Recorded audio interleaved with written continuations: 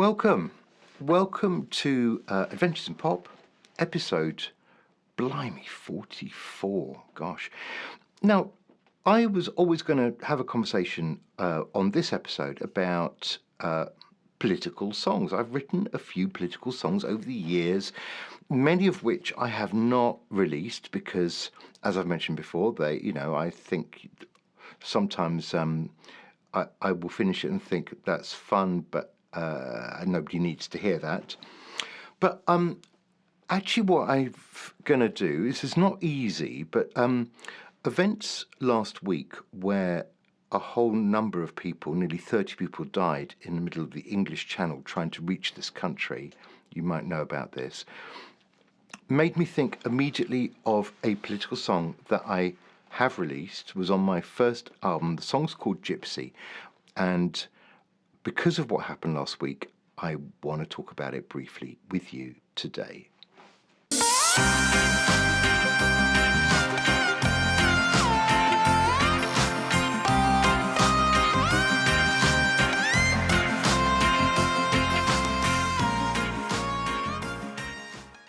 I wanted to record this a few days ago, and I just sort of felt like the events were too recent. It was a bit too raw to talk about it. In fact, I probably would not have been able to talk about it particularly coherently because it's utterly tragic. But the thing is, I suppose the question is it okay to try and deal with a subject as difficult and as big and as profound and as important as that in a pop song?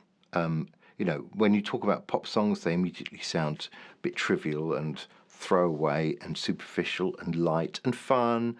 And, you think of artists like Kylie and Adele and just people. It doesn't matter. It's frothy and it's disposable. And yet, I'm trying to apply that to situations that are difficult. And we're talking about life and death, and we're talking about, people being displaced and going on long journeys to try and find better lives and all the rest of the things that goes with that. So, look, all these years ago, I wrote this song called Gypsy. Let's just concentrate on the song first. So it is released. It's on my album called Circle Line from a few years back. It was never released as a single, but then actually I didn't release anything as a single then. I wasn't really quite sure, how the whole marketing thing worked.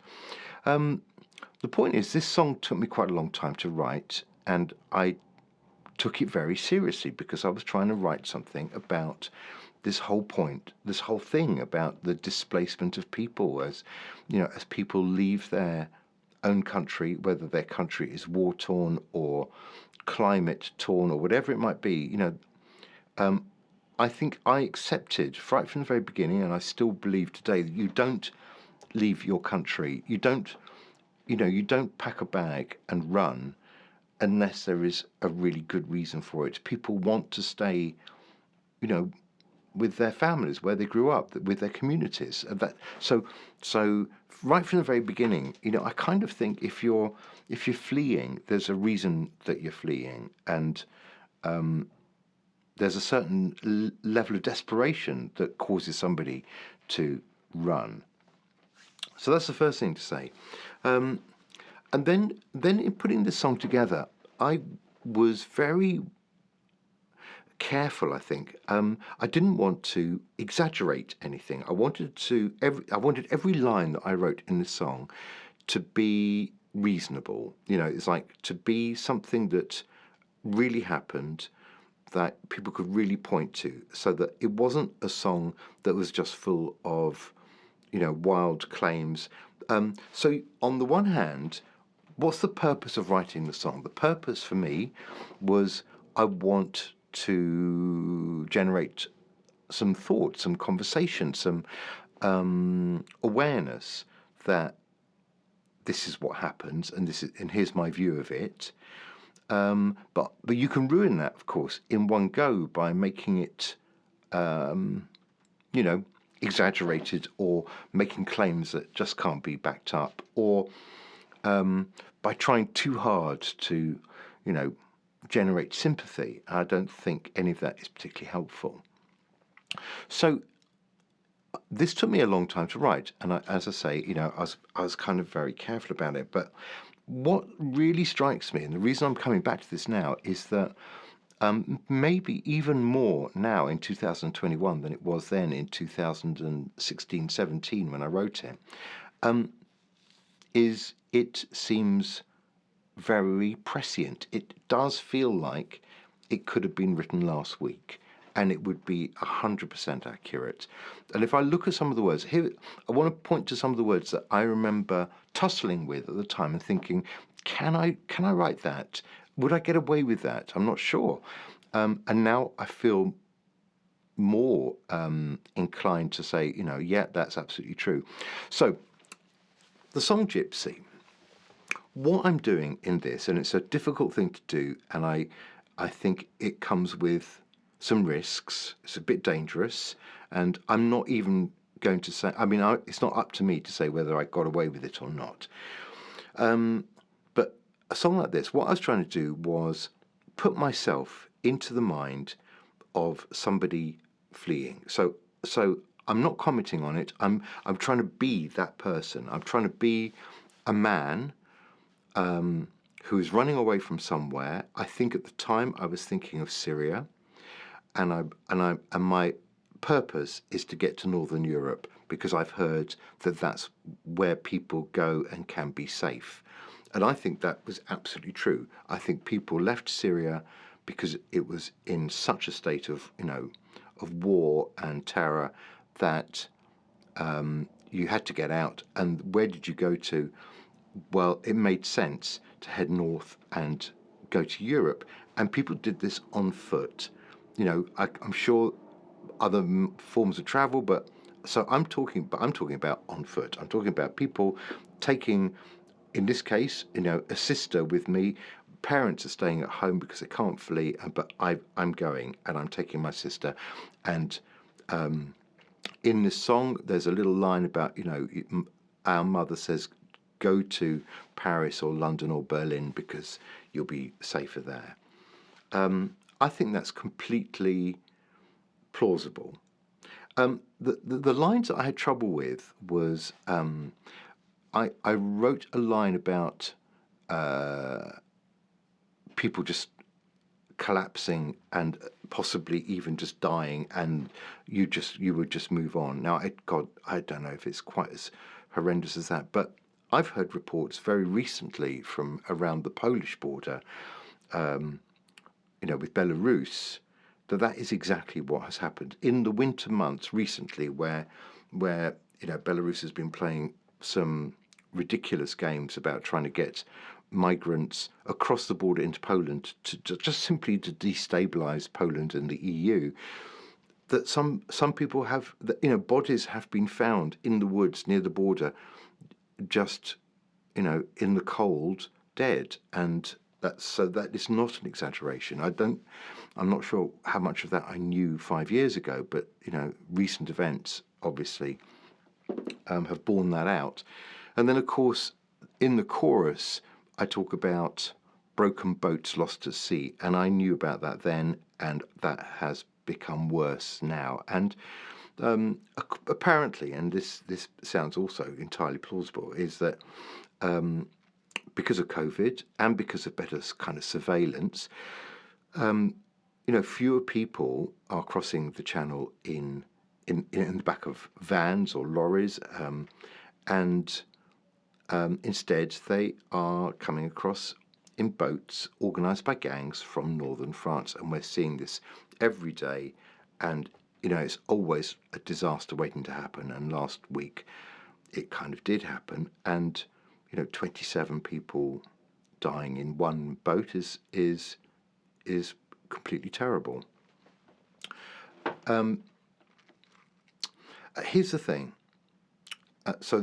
This is a point that I know about now that I didn't try and put into the song, and how on earth would you do that? I mean, it's almost comical. But what I've learned from last week is that you can't claim asylum in Britain unless you're in Britain. So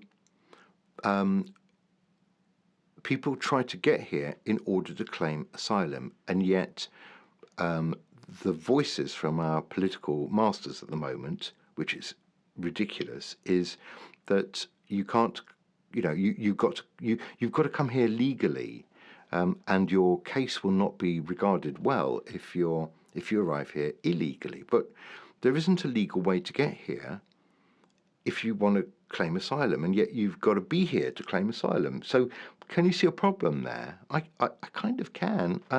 It just makes no sense. It is classic catch-22, isn't it? Where, you can't do it unless you're already doing it. It's just, it's mind-bogglingly, actually I'd say pretty criminally appalling. And I wish they would get their act together and change that. And so part of the purpose of writing a political song on a subject like this, and it's not easy, and it's not easy talking about it, I will play it to you, is to highlight stuff like that. It's so crazy. We should be worried about these people.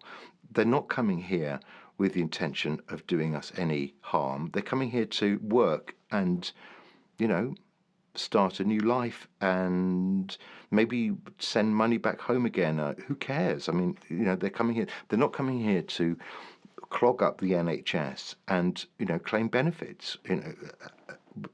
I believe that because I don't read the Daily Mail.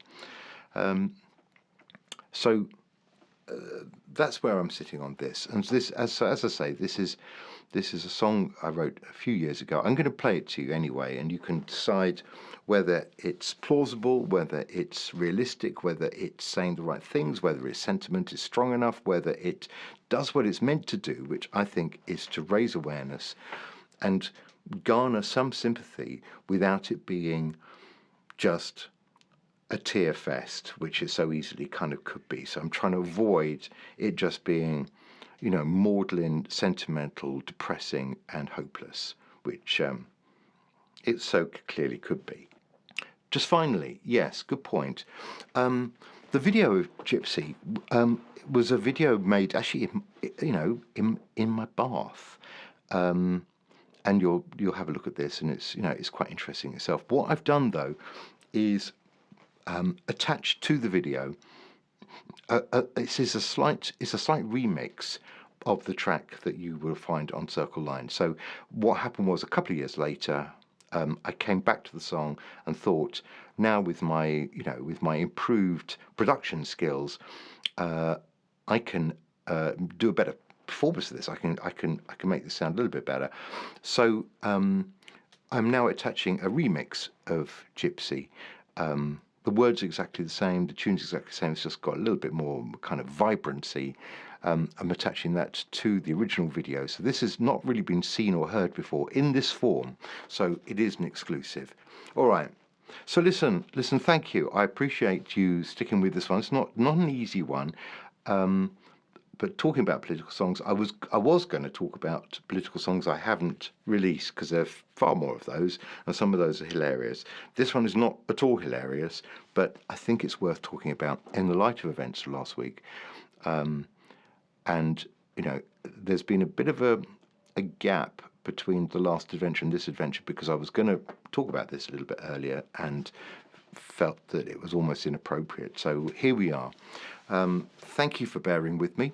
Any comments, always gratefully received.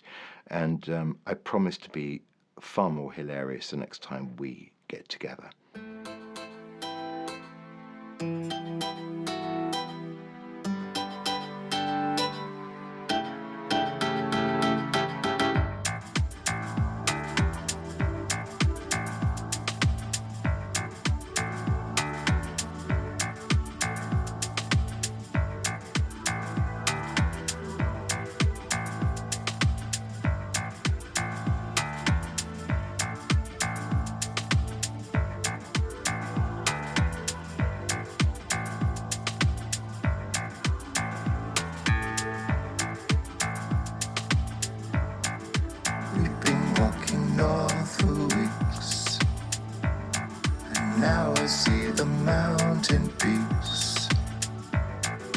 right up to the top we'll climb,